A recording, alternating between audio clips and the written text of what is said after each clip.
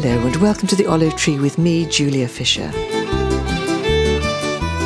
The time is autumn 2020 and the world continues to reel from the pandemic. Normally I would be in Israel recording interviews for this programme, meeting believers there, both Jewish and Arab people, to bring their stories to you to help us understand what God is doing in the region. But unable to travel, thankfully technology has come to the rescue.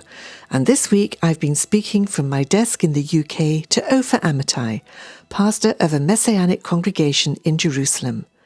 What sort of a time has it been in Israel these past few months, I asked him. As you know, we are in a second lockdown that started almost 3 weeks ago. They have been okay. I mean, different people respond to it differently. I think there's been economic side of it. There's been the emotional and psychological part of it. For us, we've been very busy with the congregation, actually.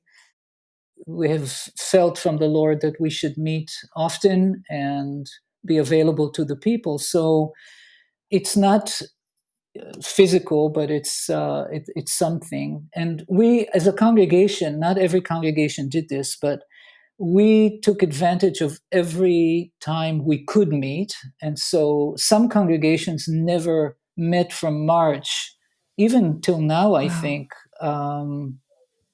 except in Zoom. But I think some people were fearful, didn't know what to do with this virus. And there have been so much misinformation and insecurity. But we felt that anytime we could, that we should meet. And so we met after the first lockdown. We met even as many as 40 or 50 people. Then it went down to 20. Then it went down to 10. When we could only do 10, then we did 2 locations and the live stream. We're just rolling with it.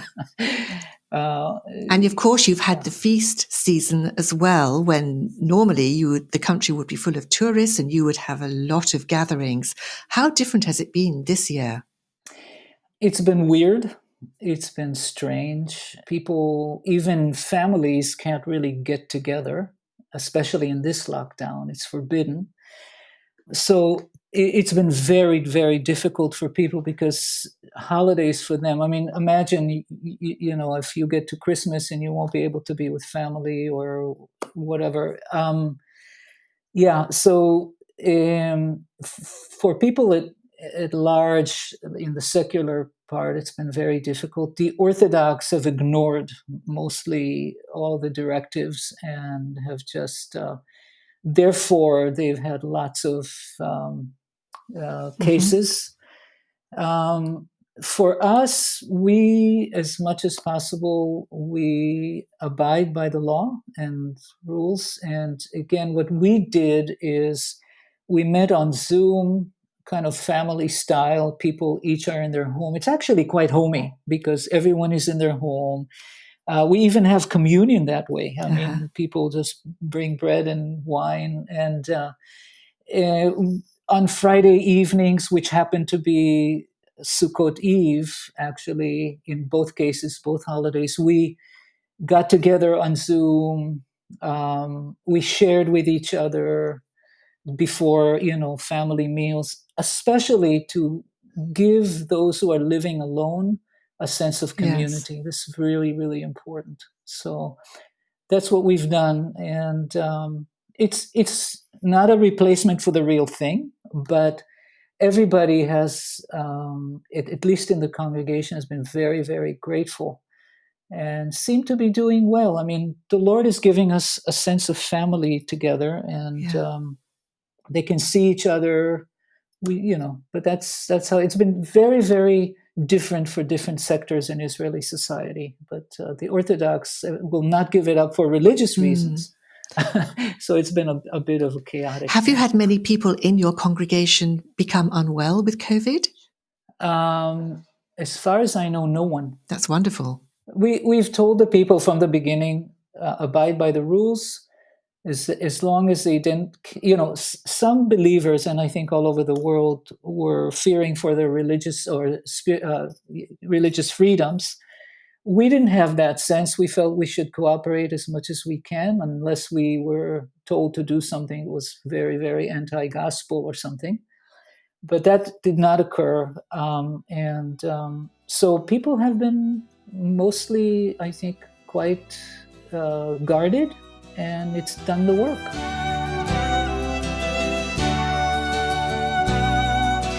Was there a big surprise, a big shock when the second spike happened in Israel? Because it's been very serious for you, hasn't it?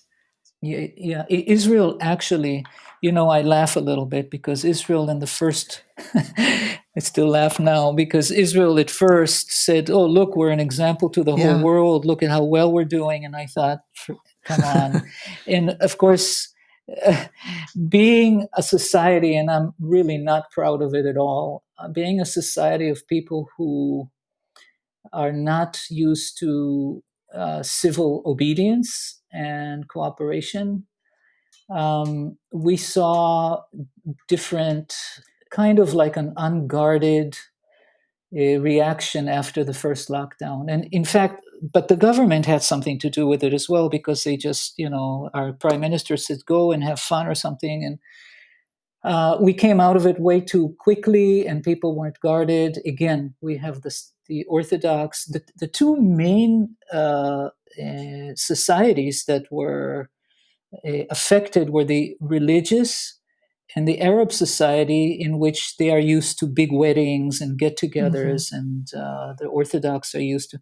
So that actually became rampant there. I mean, they were the really high percentage, like 30% of all cases were in the Orthodox.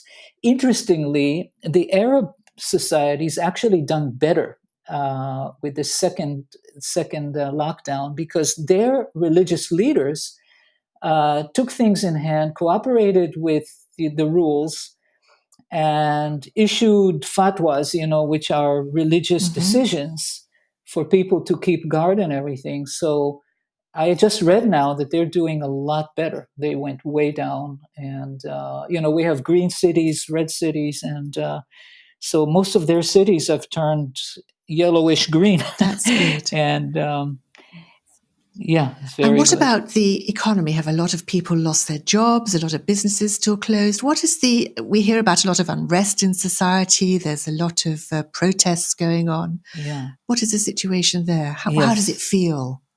It does not feel good. And I don't think we've seen the worst of it, in the sense that there is a later reaction as to how economy will do after we come out of this. There has been, the feeling has been, at least, that because the government has not been willing to tackle, for instance, the whole Orthodox section, because they have good representation in the Knesset and they're powerful that way, that they were reluctant to do what was necessary. And so part of the feeling, at least, is that this lockdown is all inclusive, because they did not want to point to one sector of society. So many people have lost faith in the government. That's a lot of all of these demonstrations have to do with that. It's too early. I mean, this whole COVID thing has brought in the world so many rumors, false information, fears, that I'm really guarded about this. I think we need to be disciplined in the way we think. And so, partly probably the government is at fault, but also the people. I mean, people didn't listen. They all went to the beach, they did different things. But the economic strain has been tremendous on some, mostly the businesses. They are really, really losing out. And so it's heartbreaking, to be honest. And are you conscious, are you aware of many people who are in need now, who weren't before? Because Well, I'm more aware of what's going on in the body and in our own congregation where we try to help. Um, the government, what we know is that the government has not been forthcoming with the help to small businesses. It's just been, even though they've been, I don't know, they promised a lot.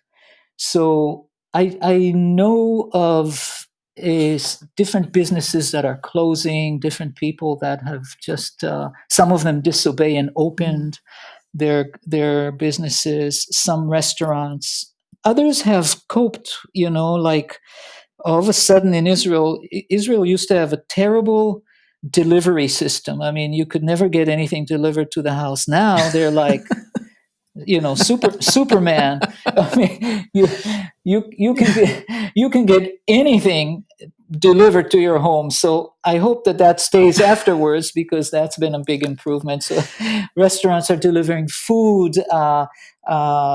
Food chains have been delivering things. So, but I'm not aware of much specifics except what I read, and but I know that small businesses, because everything is on lockdown, small businesses are really, really suffering. Small stores, the chains are doing better perhaps, but it's these mom and pop stores, it's the shoe stores and little things that are devastated. And also, when you don't have the ability, I mean, the kids are at home, Yes. so who can work? They can't even work, and not everybody can work from home. So, but we still have to see the statistics are not completely out yet. You've been listening to Ofer Amitai, a Jewish pastor in Jerusalem, describing what life has been like in Israel recently. Next week, he'll bring further news and insight.